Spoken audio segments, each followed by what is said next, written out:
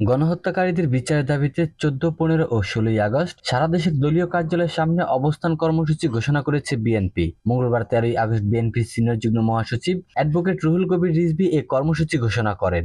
এছাড়া চেয়ারপারসন বেগম খালেদা জিয়ার জন্মদিন উপলক্ষে ও আন্দোলনের নিহতদের জন্য ১৬ই আগস্ট সারা দেশে বিশেষ প্রার্থনার আয়োজন করবে দলটি। এদিকে বাংলাদেশ জাতীয়তাবাদী যুবদলের এক বিজ্ঞপ্তিতে বলা হয়, বিডিআর বিদ্রোহের ঘটনায় সেনা কর্মকর্তাদের হত্যাকাণ্ড, হেফাজতের আলেমদের উপর গণহত্যা ও সাংবাদিক দম্পতি সাগর রুনির হত্যার বিচার দাবি করা হয়েছে।